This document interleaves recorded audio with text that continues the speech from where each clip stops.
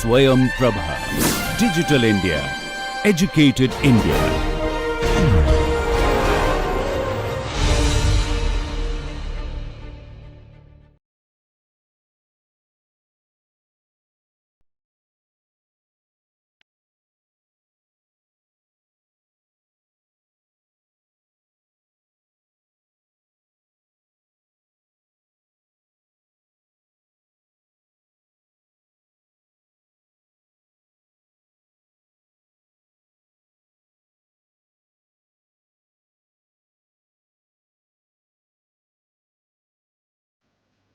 Hello everyone. Today lecture 3 on do's and don'ts of the doctor. Last two lectures of the medical law course of 8 weeks. First week we discussed two lectures. First was the interface between medical profession and the law. We discussed various concepts. We have understand various terminologies, health law, medical law, what is medical jurisprudence. That was the knowledge of law for the doctors or in the practice of the clinical practice, in the treatment and the diagnosis for the doctor, what should be they have the knowledge of law and the forensic medicine. So, these were the terminologies we discussed and various other aspects of the medicine where law is involved, like biomedical waste management, pharmacy, drugs, the wastage, the duties of the staffs. So, wherever the laws link with the other aspects of the medicine, that we discussed in the lecture 1. Okay. So, like this lecture 2, what are the roles of the practitioner in the justice? So, what are the main role of forensic pathologist to find out the cause of death, to determine the age, sex, identity of the deceased or other people. So, these were the duties and the various tests to be performed in the justice or administration of the law. So, now coming to the today's lecture, lecture 3, do's and the don'ts of the doctors. So, the various concepts to be involved in this lecture will be duty to treat patients, duty to report to the magistrate or police officer, what could be the duties of the medical professional, how to collect the samples or what could be the samples which are being used as an evidence in the court of law, duty to prepare a medical legal report, duties involved in the medical legal examination of the sexual assault victim as well as the accused involved, duty to take dying declaration, duties involved in examining an accused, which can be in the case of sexual assault or can be the accused as an prisoner, duties involved in examining a person in police custody, and the various consequences of doctor in which he is not undertaking such duties, that will be the don'ts of the doctor. The doctor should not do such thing that the do's, all the do's should be done. If not doing, so what could be the consequences? So, that is a don't. So, coming to a step by step, each concept we will discuss.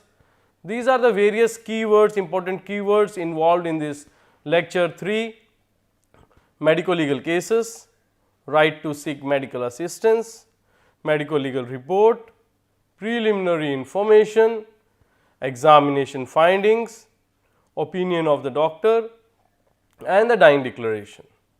So, coming to the introduction of this lecture 3, the contemporary legal system is inextricably linked to all societal sectors or industries including the healthcare industry.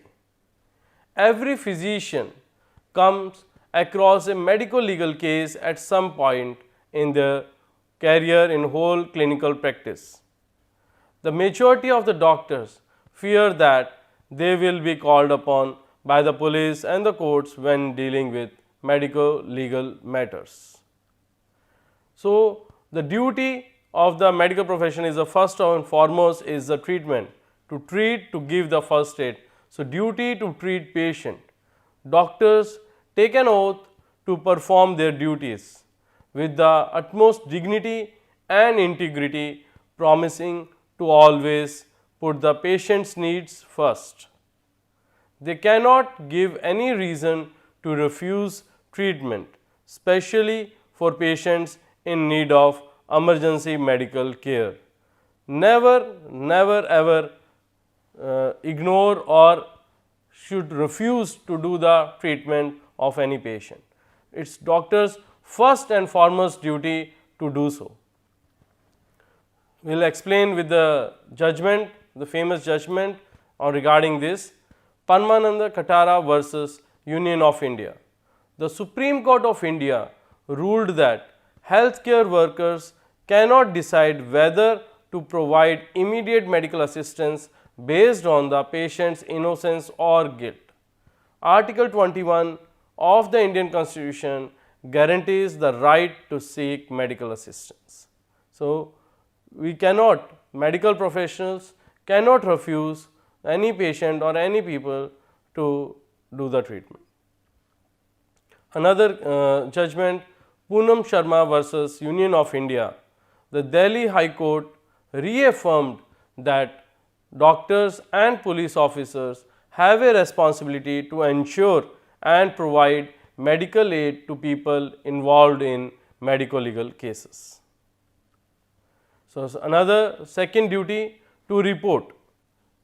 Every person who becomes aware of the commission of an offence must notify the nearest magistrate or a police officer according to the section 39 of the Code of Criminal Procedure CRPC 1973. It's must to report.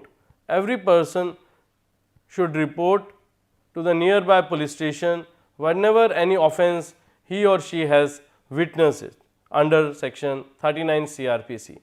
The same applies to a expert witness like doctor who, after examining or treating a patient, concludes that an offence was committed or attempted or it is a medico legal case, must to report immediately by the doctor to the nearby police station.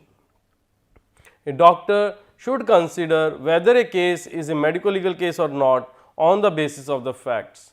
The doctor must inform the police on receiving a medico legal case.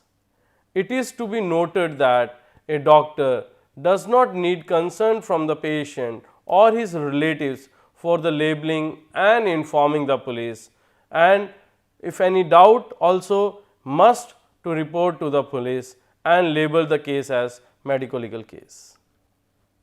The various offences under Indian Penal Code to be reported, such as some of the IPC offences that a doctor is required to report are as follows. Offences that affects the life, which comes under section 302, 303, 304, the famous being the 302, the punishment for murder. Offences against public tranquility, sections 143, 144, 145, 147 and 148 Indian Penal Code. Offences related to adulteration of food and drugs, which comes under section 272 to 278 of Indian Penal Code. Theft after preparation made to cause death, hurt or restraint comes under section 382. Robbery and dacoity under section 392 to 399 of Indian Penal Code. So, these are the various offences must to be reported by the doctor. So, next duty or the dues of a doctor or medical professional is to prepare the medical legal report, which has 3 sections which makes up a medical legal report. The first being the preliminary information, second examination findings, third the opinion regarding the injury or regarding the facts by the doctor. Preliminary information, it must include the personal information about the patient, which includes the demographic profile such as age, sex, address, patient's father name. The person brought the victim to the hospital, reporting date and time of the coming to the hospital, date and time of the incident happened, at what time the incident has happened, where it has happened, how much it was far from his home address, and other such information like what is the history or how many people were involved, what could be the reason or the against that incident happening. The patient's fingerprints and identification mark must be on it. We must report the 2 identification marks of that patient, or if patient is unconscious or unable to find out any identification mark, then we can go with any fingerprints.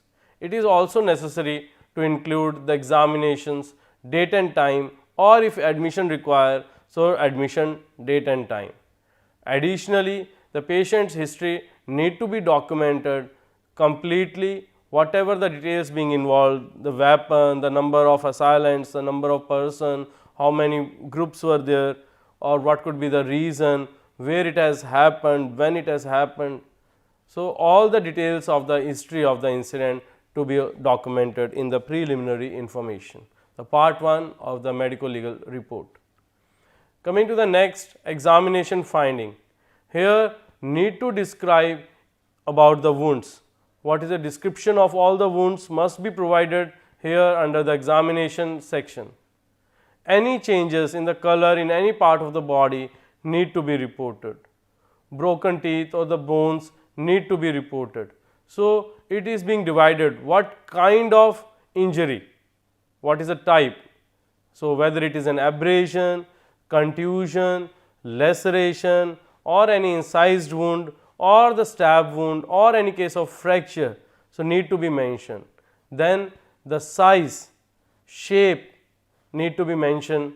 Then where it is located as anatomical landmark, that must be reported. What is the color of that wound, whether it is a fresh or some few days has been passed, or that injury or the wound is covered by the scab, need to be mentioned. What could be the source, whether that happened due to either blunt weapon or the sharp weapon, single edged or the double edged, all the directions where it is being located, or the direction upward, downward in case of stab, tailing of the wound. So, all the details of the wound to be mentioned. Second, what are the vital signs of that patient? What is the heart rate, respiration rate, blood pressure, level of alertness, Glasgow Coma scale. So, must be thoroughly examined and must be documented in the examination finding, whether the patient is conscious or unconscious. In unconscious, better go with an first aid, wait for it, but if in case of emergency, take a consent from the relatives and proceed for an examination. It is also necessary to mention the likely cause of the injury. What could be the reason of such injury is being happened? Either the attending nurse or the doctor must be a woman when the patient is a woman. If whatever being possibility, if the patient is a female or a woman, better to be examined by the female doctor, if not there in the presence of any female attendant. If in a periphery sector in the PHC where there is a only the male doctor or the male nurse being available, you can ask any patient relative female to be present during the examination. So, the third part of the medico legal report, opinion of the doctor. The physician has to provide his or her assessment of the examination results in the medico legal report. He need to specify the type of injury, whether it is a hurt or the grievous hurt, whether it is a minor injury or the severe injury. In addition, he needs to make a determination regarding the type of weapon used, whether either the blunt or the sharp weapon. The sharp could be due to either single edged or the double edged. He also needs to record how long the injuries are expected to last, what is the timeline on the basis of the color of the wound. The court may also call the doctor to testify as an expert witness and provide his opinion. As per the section 45 of the Indian Evidence Act 1872, the doctor's opinion is deemed to be an expert evidence. So, the opinion to be very clear given in the medical legal report, whether the injury is produced by the blunt weapon or the sharp weapon. In case of sharp weapon, it is either single edged or the double edged, whether this injury is happened very fresh or a few days have been passed or it is very late, even months. So, need to be documented properly. So, next duty or the dues of the doctor to collect various samples, either in case of clinical forensic medicine as in a living patient or even in case of dead. When performing an examination or treating a patient, a doctor is required to gather the required data and the samples and to accurately document them. This guarantees that the doctor will have enough documentation to support an investigation in the event that legal issues emerge. It should be mentioned that the section 201 of the Indian Penal Code makes the disappearance of evidence a crime. So, if anything has happened and the doctor has missed the evidence or misplaced it, has not collected properly, that shows the disturbance of that particular evidence related to the case. So, the doctor can be punished under section 201 of IPC for causing the disappearance or disturbing the evidence related to the case. So, what samples to be preserved related to it? The samples like any vomit, blood, saliva, vaginal swabs, etc. It all depends the case wise case scenario, whether the sexual assault case. So, various swabs you have to take, vaginal swab, vulval swab, anal swab, oral swab. So, in case of any partial hanging, so salivary stains can be there, or any bite marks, so saliva stains we have to take. So, blood for the various poisoning cases or any vomitus or the urine, etc. Such type of samples need to be collected, as the samples need to be delivered to the higher authorities or the various forensic science lab for their investigation through police, but should be properly sealed, labeled and preserved in a particular preservative, and need to be maintaining the chain of custody through police and sent to the forensic science laboratory for the further examination. It is also necessary to preserve any medico legal evidences such as blood stained clothes or blood stained gauze piece or anything. Second, ballistic related bullet hole, cartridge, whatever the things we got while treating or even at the crime scene. While treating the ballistic case, if we preserve the bullet, so how to collect it, that is also important. Need to collect not through the forceps, toothed forceps, either the gloves wearing hands or non-toothed forceps, the bullet to be taken and preserved it properly, or the stab mark clothing. So, in case of any stab wound, the clothes are also being important, need to be examined, or in case of sexual assault cases, the clothes also need to be examined, preserved, sent to for a further examination to the forensic science laboratory, but definitely need to look over with an room air dried, sealed, labeled and preserved, maintaining the chain of custody through the police to the forensic science laboratory. It is important to remove and preserve any foreign objects such like bullets or any weapon that have entered the patient's body as evidence. It is also necessary to preserve the patient's belongings that were discovered during the examination, that are the outer clothes, inner clothes as well. The report has to note the collection of such sample and medico legal evidence. Another we will discuss it with the judgment. Srimati Reshma versus Shri Amol Lakshman Ukride.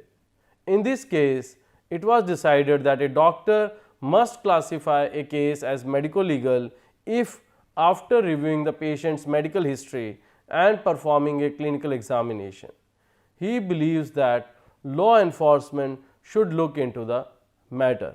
So, if doctor feels that such an suspicion is there or foul play is there, or even in case of doubt, the doctor can put a document as a medico legal case and inform to the police. They can further investigate, ask the relatives how to proceed it. But the doctor's duty is to report immediately, label the case as medico legal and inform to nearby police station. So, the next duty to take dying declaration. A dying declaration, as defined by the section 32 of the Indian Evidence Act 1872, is essentially a statement made by a person who is about to pass away or under a situation like death can happen at any time, about the circumstances or the causes of his death. It is crucial to alert the police to a patient's impending death so they can contact the magistrate and get a dying declaration recorded immediately. So, the dying declaration has very much important, but as a corroborative evidence. But if any case, if patient survives, then dying declaration has no evidentiary value. Then the patient after survival, after treatment, has to give oral testimony his own in the court.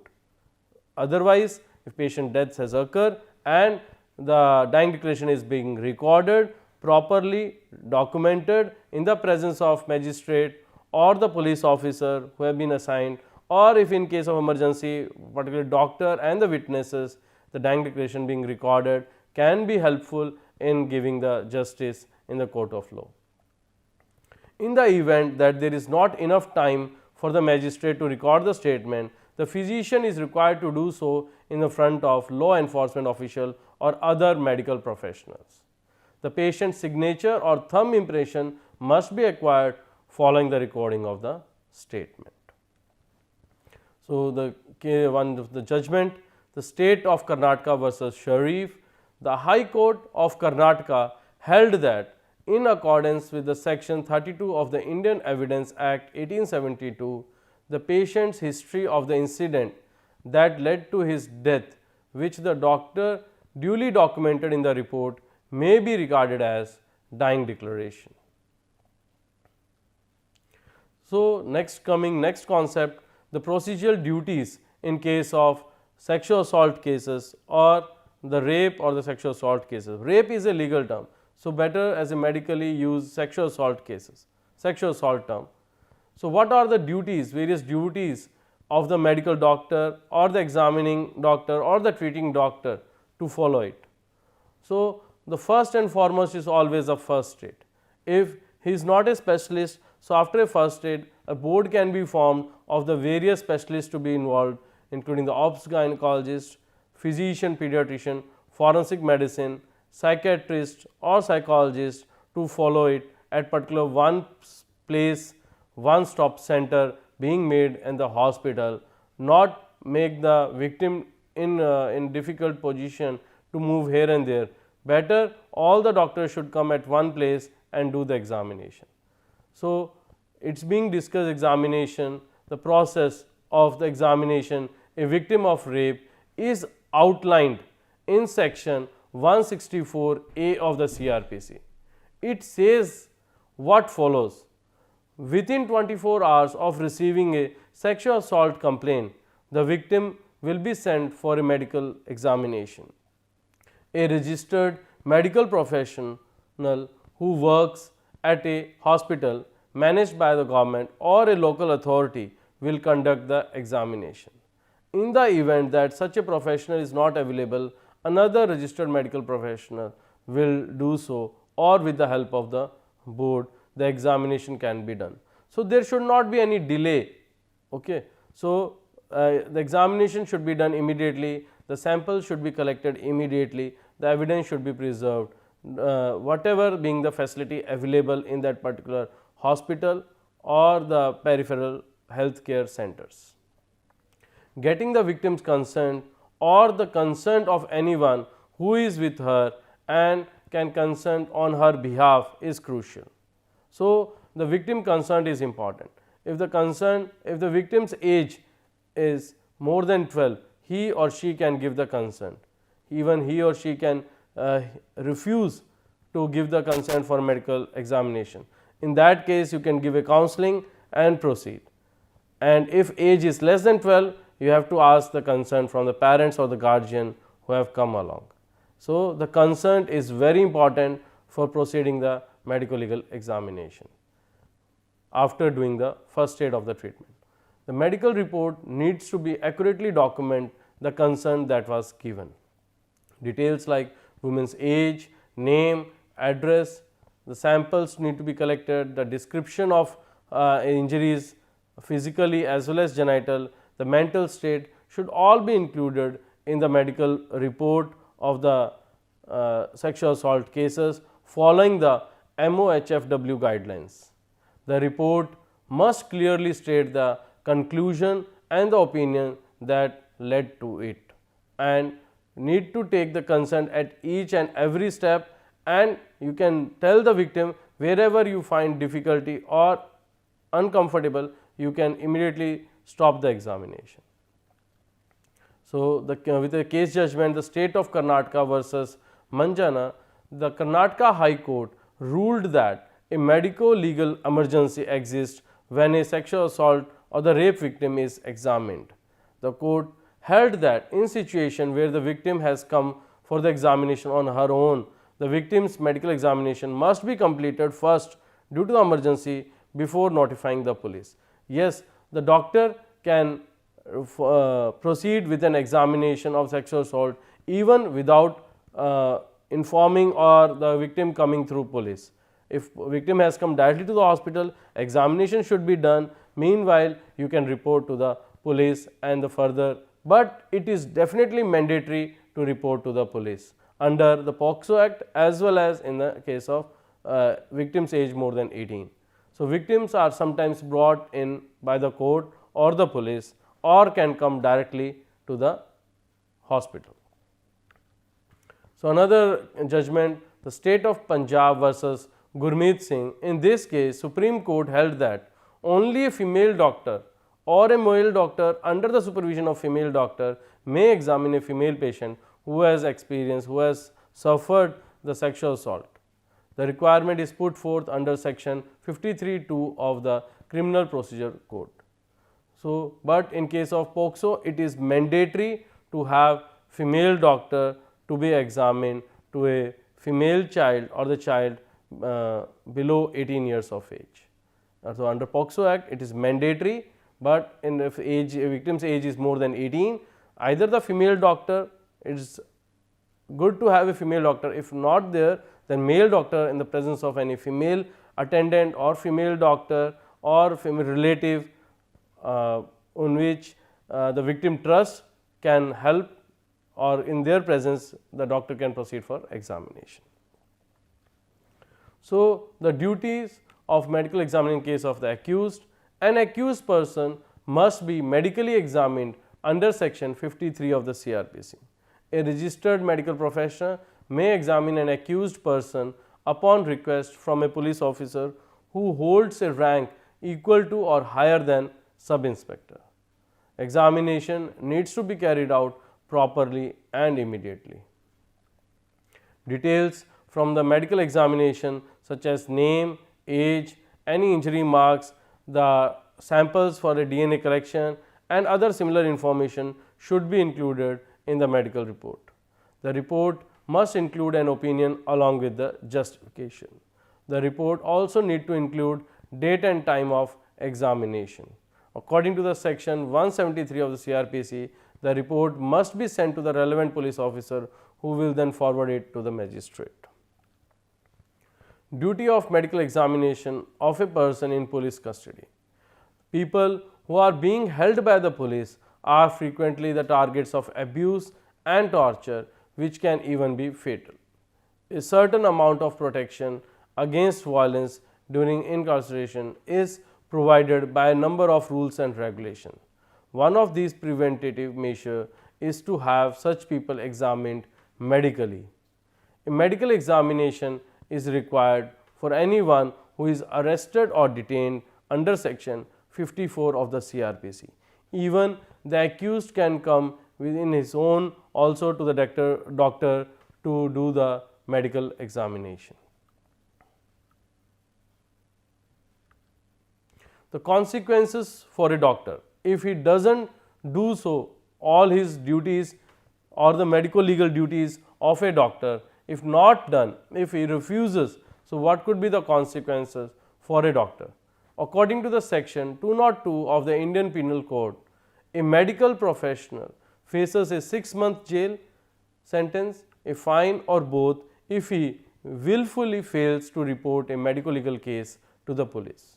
According to the section 177 of the Indian Penal Code, a person who gives false information to a public servant about the commission of an offence and is legally required to do so faces up to 2 years in prison or a fine or even both.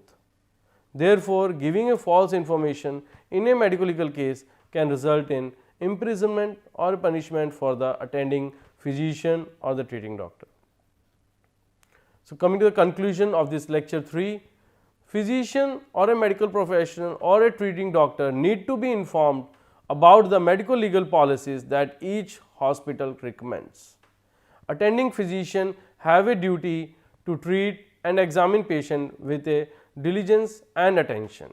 Additionally, they have to fill out the medical legal reports, records and all the records related to the patient carefully. It is mandatory for all the hospitals to guarantee that their medical professionals receive sufficient training to manage medical legal cases coming to the hospital. So, these were the references, you can go through it. So, first is from the scconline.com, another delhicourts.nic.in, another World Health Organization, another is a PubMed article related to our lecture, and last source is the Indian Medical Association. Thank you.